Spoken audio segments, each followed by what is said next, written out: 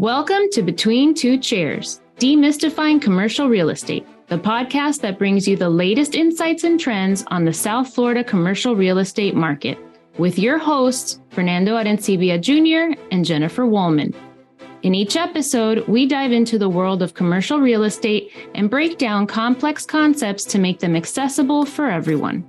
Whether you're a real estate professional, a curious investor, or just interested in the South Florida market in general, Between Two Chairs is the podcast for you. So pull up a chair and join us.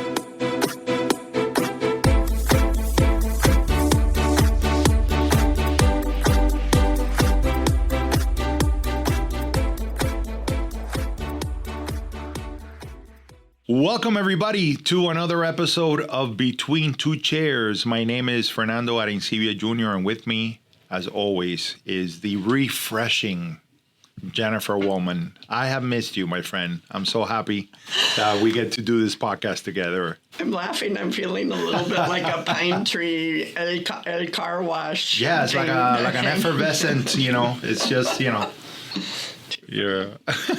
Too funny. Absolutely. So we just got back from our midwinter meetings in Florida Realtors midwinter meetings in Orlando. And, it's a very early time of the year to do it, right smack in the first full week. In January. Yeah, absolutely. First full week of January to be up there doing a lot of good work. A big part of why it happens so early in the year, often we don't meet until later in January, is because it is an election year, and whenever there's an election year, then Great American Realtor Days moves up to meet the fact that legislative session at Florida starts earlier in the year to allow for those that are running for office to run their campaigns throughout the year until the November ballot day. And so I always find it really interesting how people are inspired, right, to show up. We had over 2,000 people at the midwinter meetings and a lot of great work. And I got to see, like I always do, my partner, Jennifer, shine. She always gets picked to do these live interviews, which we hope to share in our social media, which is awesome.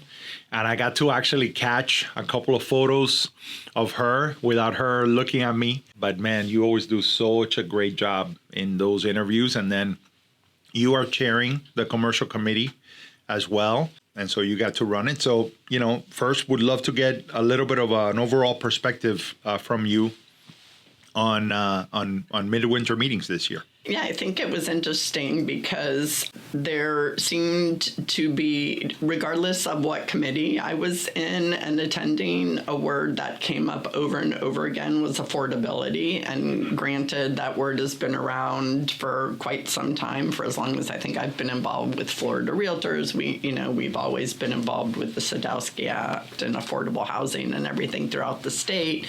But this year, it being an election year, obviously, I think it's taking on new meaning, and it's kind of across the board. It's not just affordability relating to housing itself, but to all of the different things that compose housing and real estate in general, right? So, for example, in insurance, due to the reforms that Florida Realtors and others championed, insurance rates have stabilized in our state.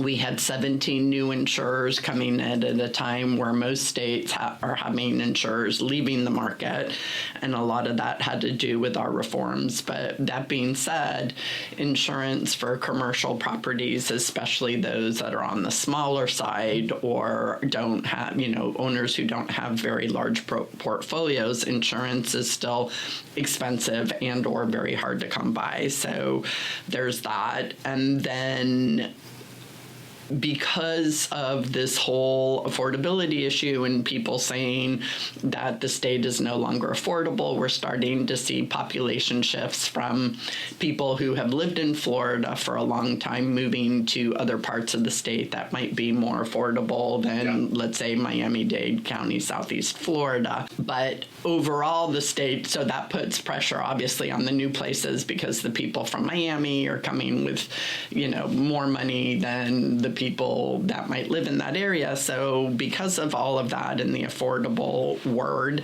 they're looking at all sorts of different types of property tax reform, and the House has submitted, I don't know how many joint resolutions on property tax reform that all relate to providing some kind of relief to the homesteaded property owner.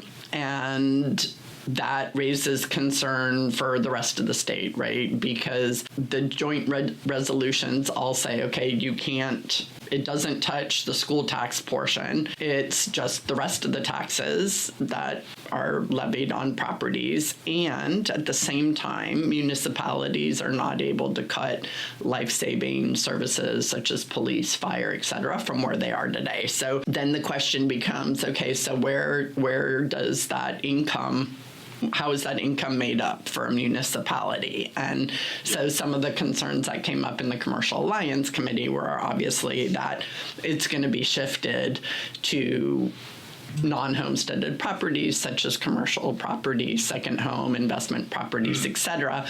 And one of the things that, thanks to Beth, she did this T-shirt that said, think bigger. And all I kept saying was that we need to think bigger in terms of affordability, in terms of the solutions we're trying to implement, because what helps one side has a ripple effect and could hurt another. So we really need to look at the much bigger picture, because if that, financial donut from the homesteaded properties gets shifted, then how does that affect the overall community? How does that affect the small mom and pops? How does that affect the smaller investors? How does that affect tourists coming here? And how does that, even the multifamily market, right? Because those aren't homesteaded, which means the rents would go up. And we do have in Florida, the realtors did help pass a maximum 10% cap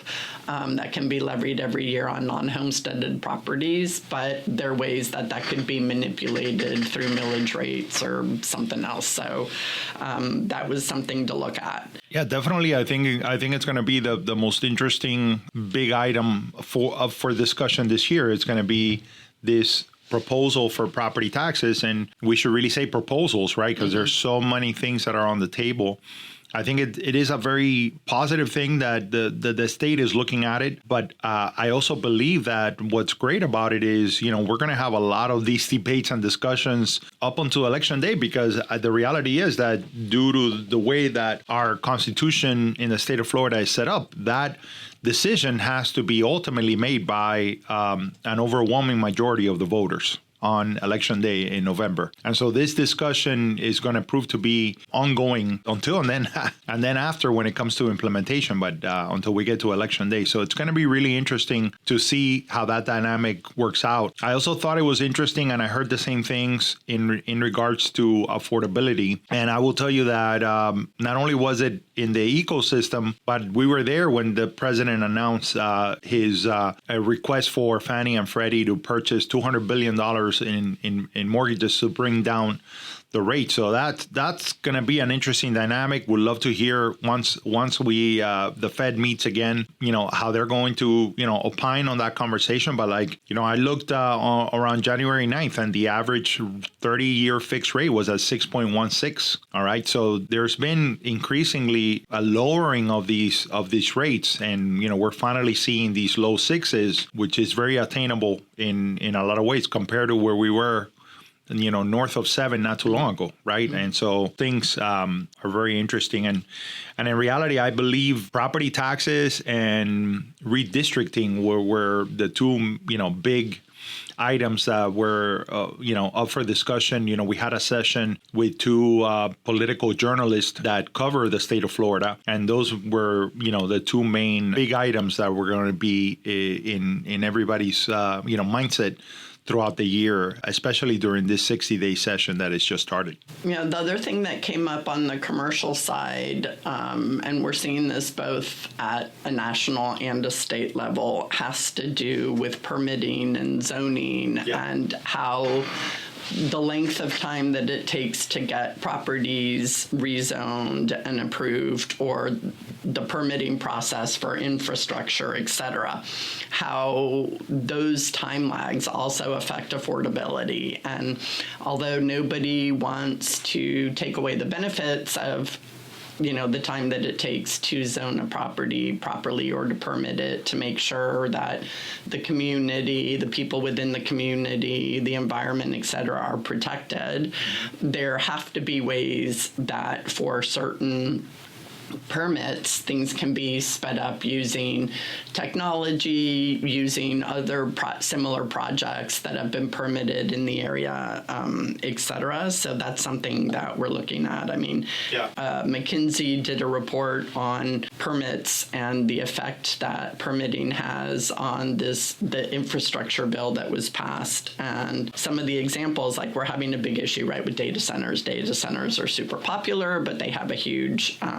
energy and water requirement, and in the McKinsey report, they said every region of the U.S. grid has at least hundreds of miles of electrical transmissions proposed, some as many as 2,500 miles, and that kind of permitting is like 4 to 5 years in the making. Well, it's kind of like a highway project. By the time you plan, design, and build it, your highway off-ramp is already too small to accommodate the growth, right? So I think they're trying to find ways to speed that up while still providing all of the protections so that we aren't doing harm when these are sped up. But we've discussed that a lot on the show, what the effect that permitting delays have on businesses opening and projects being built, which also affect the income that can be generated within a community, right, in terms of property taxes, sales taxes, and everything else. So I think that's something, obviously, those types of legislations that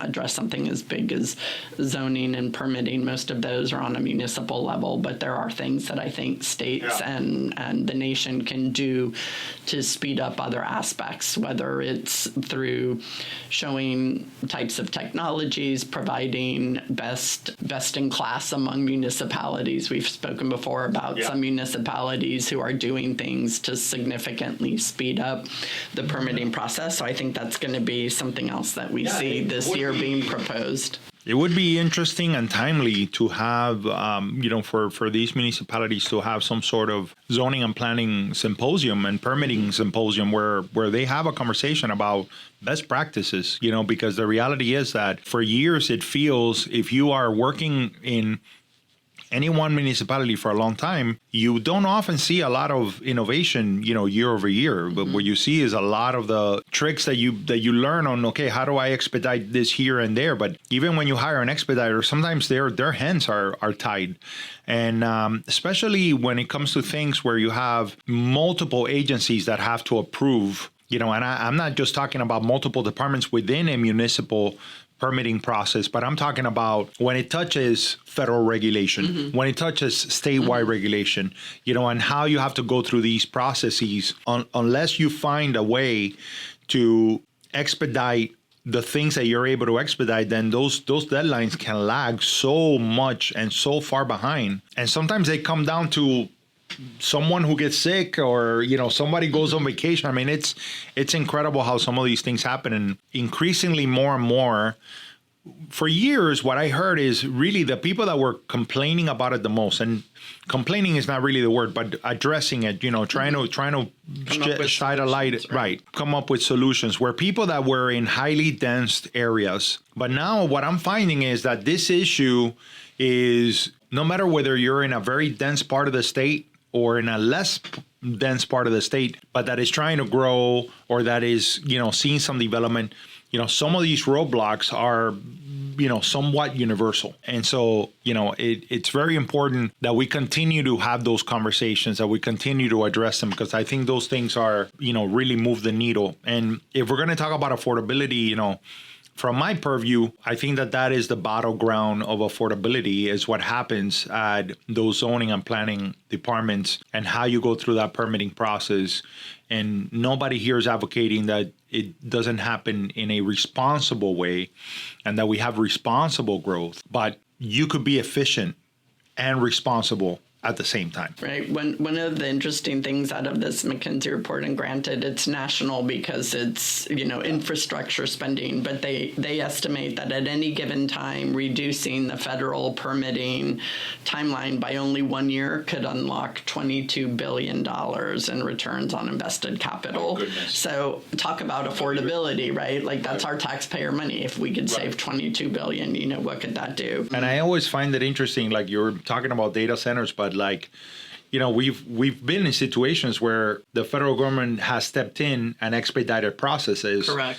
Last time where I think the most obvious one is with the COVID vaccine, for example, right? And so if we are competing for this AI dominance, quote unquote, I wonder if we are going to see in the foreseeable future some sort of expedited process for these data centers, and for this level of infrastructure to be able to compete. It's going to be really interesting. I think there are also some technologies that we can see in the near future that don't require as much water, and I know that there are people that are, very optimistic about quantum computing and its potential to really be a game changer when it comes to that. So it's going to be really interesting to watch. So I think that was about those were the big takeaways that I had from that. Congratulations on being installed as 2026 secretary, and now you're off to the races on running for treasurer. So no, listen, thank you for the job. It is definitely a job worthy of being taken seriously, and there's a lot of good work being done. So proud to be a part of another team that is taking this work very seriously and trying to do what's best for our industry and our profession and our members. And so far, from what I can tell you, is no one is taking their eyes off the prize. No one is taking their eyes off of the priorities that we have as an organization. So it's really inspiring. Well, and the overall sentiment, I think, of the event was that 2025 was a really difficult year across all markets, both CRE and residential, which obviously helps feed CRE, but that everybody towards the end of the third quarter started to see definite improvements, and the beginning of 2026 has started off really fairly strong. So and a lot of people were very, because we were there at the beginning of the year, and they were very, most people I spoke to is, man, my phone hasn't stopped ringing. We're getting a lot of calls, and,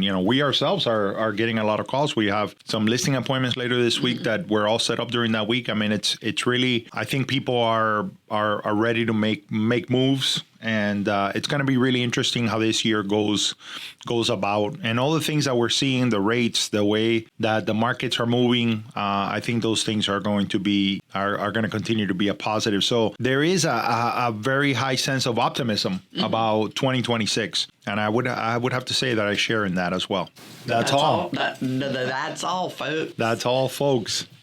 Well, thank you guys for joining us on this brief update episode of Between Two Chairs. If we haven't said it before, we just want to, and I know that there is a very tight deadline until when you can say this. You can't say it. You can't say it anymore. No, we're already. I can't say it anymore.